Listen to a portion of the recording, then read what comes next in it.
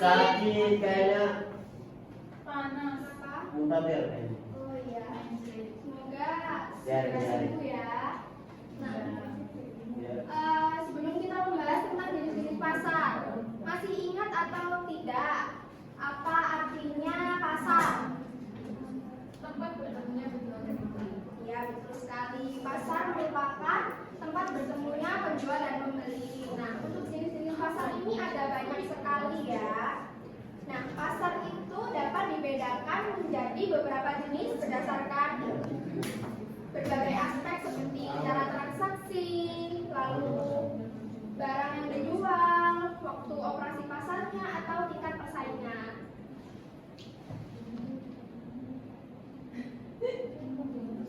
Yang pertama, pasar berdasarkan cara transaksinya. Yang pertama ada pasar tradisional. Nah, pasar tradisional ini merupakan tempat transaksi secara langsung antara penjual dan pembeli, biasanya menjual barang kebutuhan sehari-hari, seperti menjual sayur, ikan, atau kebutuhan rumah tangga. Nah, dari yang saya jelaskan tadi, kalian sudah dapat gambaran belum ya? Apa itu contohnya pasar tradisional? Itu pasar rakyat.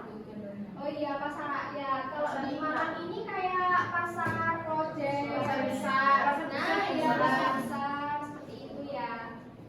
Lalu ada juga pasar modern. Nah, pasar modern itu merupakan tempat transaksi yang lebih tertata. Seperti fasilitasnya itu lebih modern ya. Kayak supermarket, minimarket, mall gitu. Nah, kalau dari pasar modern, kira-kira apa pasar modern yang di dekat kita ini? Shopee, Bu. Indomaret?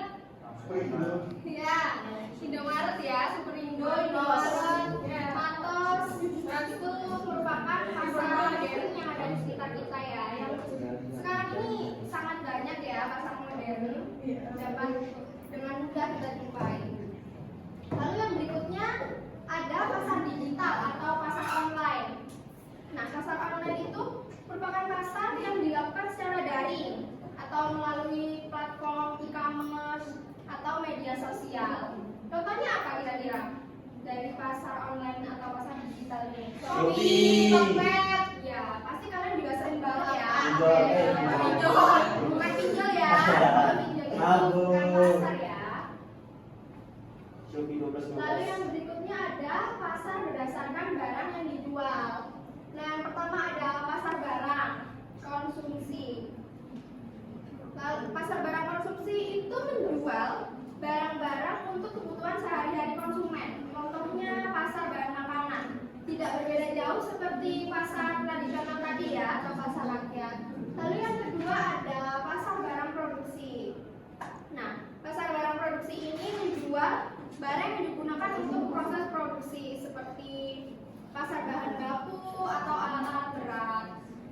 Lalu ada pasar jasa yang merupakan pasar yang menawarkan jasa ya, bukan barang. Contohnya pasar tenaga kerja atau layanan kesehatan.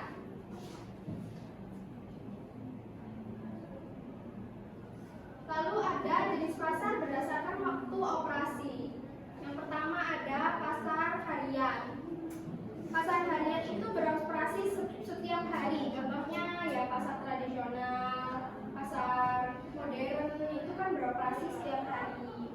Lalu ada pasar mingguan, seperti pasar yang dilaksanakan setiap seminggu sekali, seperti pasar kaget, CFD. Nah, seperti itu. Ya, kalau di desa-desa itu ada namanya pasar paling. Biasanya nggak ada ya kalau pasar maling.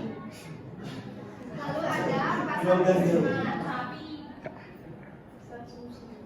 Ya, yang ketiga ada pasar musiman yang beroperasi pada waktu tertentu. Biasanya tergantung musim atau acara tertentu, seperti pasar buah musiman, pasar Ramadan.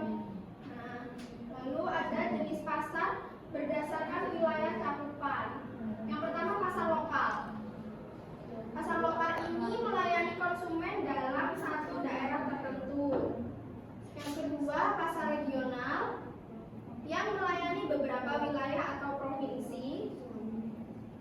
berikutnya pasar nasional yang melayani seluruh wilayah dalam suatu negara. Yang berikutnya yaitu pasar internasional yang melibatkan perdagangan lintas negara. Lalu yang berikutnya ada pasar berdasarkan tingkat persaingan. Ada pasar persaingan sempurna, yaitu banyaknya penjual dan pembeli, produk seragam, serta harga yang ditentukan oleh mekanisme pasar. Contohnya ada pasar komoditas seperti beras, bulog, seperti itu. Lalu ada pasar monopoli yang hanya ada satu penjual yang menguasai pasar. Contohnya perusahaan listrik atau PLN. Lalu yang berikutnya pasar oligopoli, merupakan pasar yang memiliki beberapa perusahaan besar yang menguasai pasar tersebut. Contohnya kendaraan bermotor. Di sekitar kita itu ada Yamaha sama Honda ya, yang punya produk yang sama. Lalu ada pasar monopolistik yang terakhir, yaitu banyaknya penjual, tetapi masing-masing menawarkan produk dengan ciri khas tertentu. Contohnya pakaian. Pakaian itu kan kadang ada ciri khas tertentunya ya. Nah, itu merupakan jenis-jenis pasar yang mencerminkan keragaman cara masyarakat dalam bertransaksi sesuai dengan kebutuhan dan teknologi yang berkembang. Mungkin ada yang ditanyakan dari penjelasan saya tadi? Oke, tidak ada ya. Lalu saya akan membagi kelompok untuk dikerjakan soal yang ada 3 ini. Saya akan membagi 3 kelompok ya. Ya, bisa berkelompok masing-masing. Berapa, Bu? Ya, kelompok. Satu kelompoknya berapa, Bu? Betul. Pilih sendiri ya? Iya, pilih sendiri Oke, boleh. Bu. Sendiri. Gaskan. Aku gak mau semangat ya. Aku bertiga, kalian bertiga. Aku gak mau semangat. Aku mau. Semua ya. Rasis. Kita berkelompok sesuai urutan duduk aja, biar tidak ada kericuhan ya. Ya, Bu. Pilih aja. Oke, ini saya akan bagi lembar jawabannya untuk kalian jawab di sini ya nanti. Iya, Ibu. Ini bisa digunakan untuk mengerjakan soal. Nanti bisa yang selesai bisa langsung berdiri saja di tempat duduk dan menyebutkan jawabannya ya, perwakilan kelompok. Silakan mengerjakan.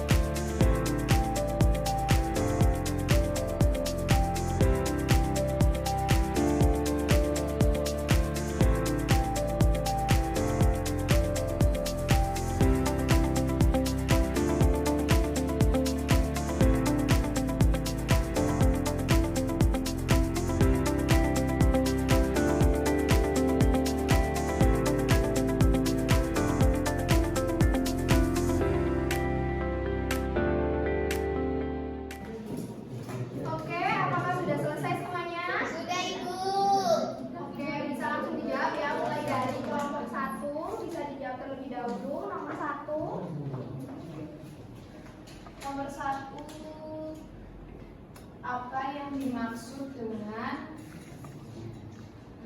pasar persaingan sempurna? Hasil diskusi kami itu menunjukkan bahwa Mbak bisa berdiri ya. oh iya Ibu. Males banget itu. Apa sih? Ih, Ya, silakan dijawab. Bisa presentasi orang. Langsung. Pasar persaingan sempurna adalah jenis pasar di mana terdapat banyak penjual dan pembeli, sehingga tidak ada satupun pihak yang dapat mempengaruhi harga pasar secara signifikan. Nah, dalam pasar ini harga ditentukan sepenuhnya oleh mekanisme permintaan dan penawaran. Oke, jawabannya tepat sekali ya. Berikan aplaus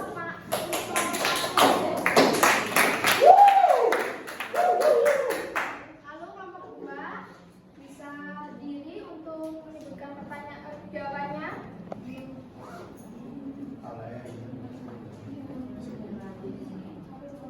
Baik, saya akan menjawab.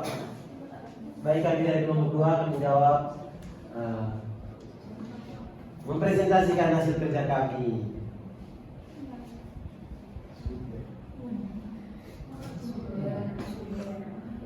Sebutkan ciri-ciri pasar persaingan sempurna. Yang pertama, banyak penjual dan pembeli. Yang kedua, produk homogen. Yang ketiga, tidak ada hambatan masuk dan keluar pasar. Yang keempat, informasi sempurna. Yang kelima, harga ditentukan pasar. Yang keenam, mobilitas faktor produksi. Dan yang terakhir, tidak ada intervensi pemerintah. Terima kasih dari kelompok kami. Sekian, terima kasih. Jawabannya bagus ya semua ya. Lalu yang terakhir kelompok 3 bisa berdiri menyebutkan jawabannya. Baik, saya wakil kelompok 3 menjawab pertanyaannya tentang mengapa pasar tradisional sering disebut sebagai contoh pasar persaingan sempurna. Nah, jawabannya, pasar tradisional sering disebut contoh pasar persaingan sempurna karena di sana banyak penjual dan pembeli. Produk yang dijual biasanya serupa seperti sayur atau ikan. Harga ditentukan oleh tawar-menawar sesuai permintaan dan penawaran, dan semua orang bebas masuk atau keluar dari pasar. Selain itu, pembeli bisa dengan mudah membandingkan harga dan kualitas barang dari berbagai penjual. Terima kasih. Oke, terima kasih kelompok 3 udah jawabannya.